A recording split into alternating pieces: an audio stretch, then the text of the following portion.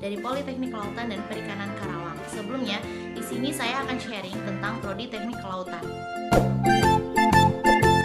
Apa sih teknik kelautan itu? Nah, teknik kelautan itu merupakan program studi yang mempelajari tentang perencanaan, pembangunan infrastruktur pantai, konservasi, ataupun pemetaan, dan sebagainya. Kenapa sih kalian ataupun saya sendiri harus memilih program studi teknik kelautan ini? Nah, karena Indonesia adalah negara maritim di mana 70%-nya adalah wilayah laut. Nah, nggak salah kalau kalian harus memilih program studi teknik kelautan, di mana para lulusan yang mempunyai peran penting dalam pembangunan infrastruktur wilayah laut Indonesia. Teknik kelautan ini sendiri dibagi menjadi beberapa bidang keahlian ataupun bidang minat yang akan kita pelajari untuk prospek kerja nantinya. Nah, contohnya ini ada beberapa bidang yang kita pelajari itu kayak bidang struktur, habis itu ada perencanaan pembangunan, lalu ada manajemen pantai, dan ada beberapa software atau permodelan yang akan kita pakai untuk kedepannya.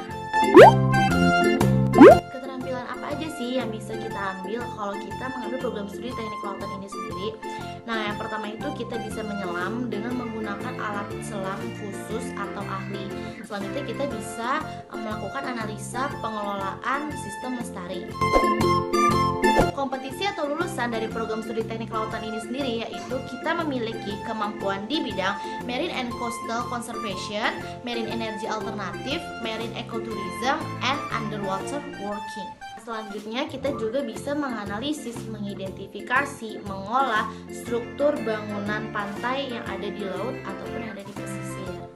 Nah, selanjutnya kita bisa melakukan pembenahan atau perawatan struktur bangunan pantai dan laut. Program studi teknik kelautan ini sendiri hanya ada beberapa di Politeknik Kelautan dan Perikanan.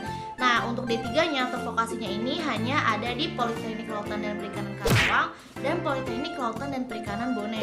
Nah, untuk D4-nya sendiri ini ada di Politeknik AUP yang berada di Jakarta dengan program studi TPS atau Pengelolaan Sumber Daya Perairan.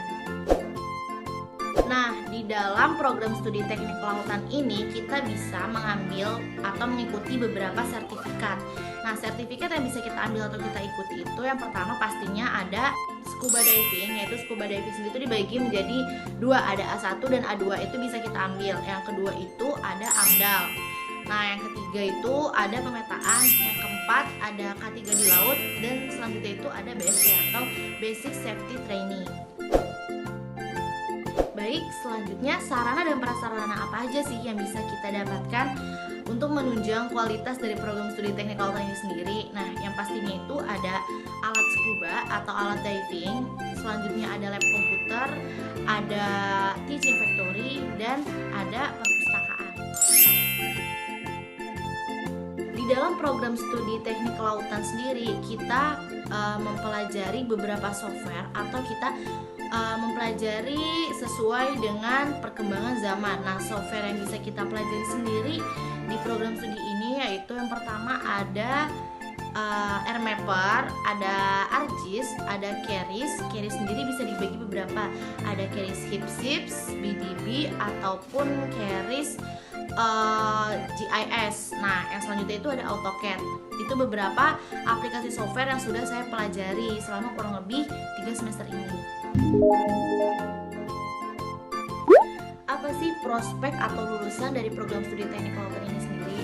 Nah, prospeknya itu yang pertama kita bisa menjadi pengawasan bawah air, lalu kita bisa menjadi konsultan engineer, lalu ada struktur engineer, ada welding engineer, kita bisa menjadi wirausaha atau guide scuba, lalu kita bisa menjadi teknisi kelautan dan perikanan, dan yang terakhir pastinya kita bisa bekerja di Dinas Kelautan dan Perikanan.